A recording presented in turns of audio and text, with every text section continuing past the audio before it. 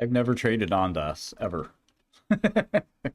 So I know you need some imaginary person to be mad at for shorting your stock, but the only person you should be mad at is you for being retarded. Or your parents. Don't blame Shkreli. I don't give a fuck about your dumbass stock. There's 8,000 stocks publicly traded in the United States. You think I give a fuck about yours? Why would I? Just because some other guys are short it? Yeah, and they're smarter than you, by the way. They're much smarter than you. You're an idiot. You're retarded. You're fucking broke. That's it. How does Tate do it? You're broke. You're broke. You're fucking broke. Get me some water. You're broke. Well, you fucking broke. Broke. You give a fuck about your stock? You think I give a fuck about Ondas? You know what the fuck they do? You think I'm sitting here worried about your shit? How many fucking things I'm doing? I'm trying to make the world's first optical photonic computer. You think I'm worried about your stupid ass stock? Even if I was shorted, you think you think I'm sitting there fretting about it? Oh my gosh.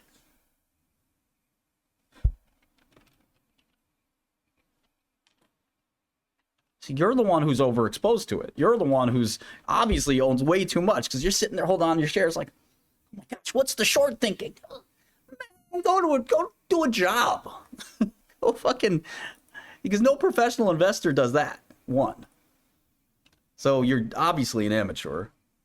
Second, Ondas is a stock only pikers, fucking random ass retail pikers own. So I suggest you go get a job. Because when that stock gets cut in half, and your wife said, where'd the money go? You got about 3 or 4 choices. You could do the Shkreli move, okay? I go to Chelsea, say, honey, sweetheart.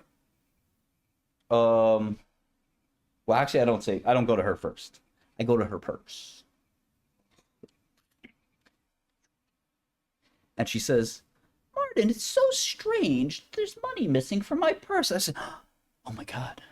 She says, what? There's a guy named Keith in the neighborhood who's been stealing from purses. He must have hit our house. Let me go look around. I'll make sure that we'll never get robbed again. And then when the trade works, I go to the purse.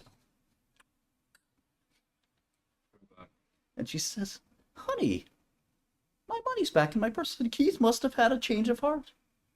They must have decided it was wrong to steal. So what happens if the trade goes against you, which it 99% of the time will? Well, that's when you go to Auntie. Auntie, I haven't seen you in years. Actually, I saw you 3 months ago with that stupid investment. Well, about that, listen, I'm gonna need to borrow another 5 racks from you, okay? Then you go to Big Homie. Then you go to your brother. Then you go to Grandma, okay? Then you go to Mom, Mama Love. And when you're running out of people, there's a problem. You got to go to the other homie, not Big Homie. Big Homie, the problem with Big Homie is if you borrow money from him and don't pay him back, it's a problem. But he's your Big Homie, so it might be okay. Then you go to the plug and borrow money. Now, if your trade goes wrong and you borrow money from the plug, you have to kill the plug. There's no other way. Okay? You're in some deep shit now. All right? That's what you get for trading this bullshit, okay? And oversizing. Now what? You fucking killed a cartel member, you borrow money from your whole family, and you're still down. You gotta start robbing liquor stores, bud. You gotta start robbing. You gotta start robbing liquor stores. I mean, at that point, what are you gonna do? And then finally, you got to hit the banks, bud. Not robbing banks yet. That comes a couple steps later. You got to go move your accounts to these banks and start overtrading there. And if you make all this money back, never do it again. Right? This depends on how many layers deep you go. You moved it over here. Take that. Pull it back down there.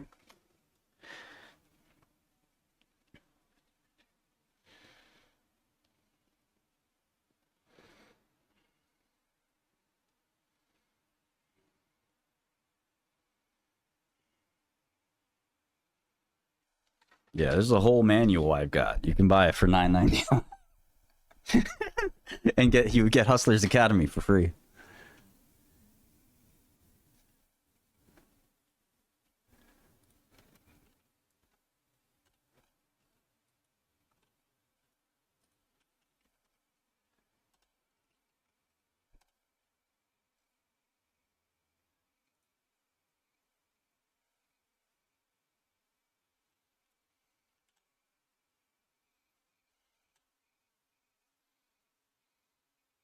Oh yeah, you definitely have to start moving weight at some point.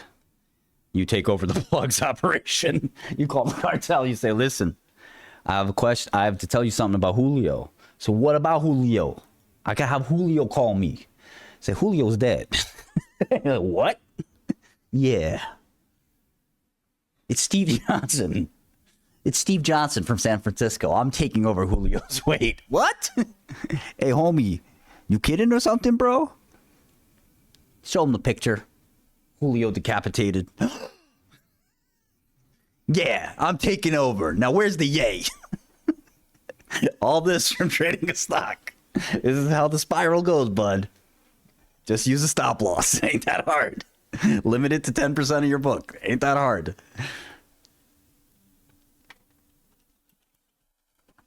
Don't be like Julio. Don't end up a Julio. Because Julio watches out. You can only play this move if you're careful. Steve Johnson often ends up the dead one, not Julio. It's hard to trick a Julio. Cartel plug. That's not simple. But if you're really stuck in that margin debt, you gotta do what you gotta do.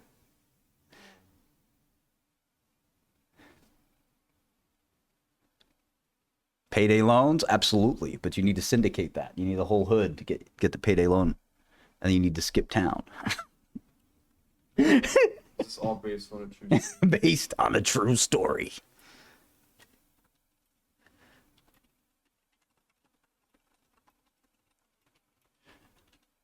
Then you go for Augusto, the regional cartel manager. Augusto. Nobody even knows what he looks like, but you have to penetrate. Pause. Penetrate the cartel leadership. Go undercover. Then you finally meet Augusto, and I'm taking over for Augusto. He's had a small issue. And the cartel guy respects you even more. He's like, I can work with somebody like you. It's a whole fucking movie, bro. All from one little trade. All because you wouldn't take the L. Become a producer. What's that? You need to become a film producer. Yeah, that's my promising career.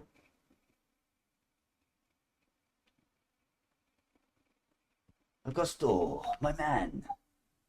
You don't look like Augusto.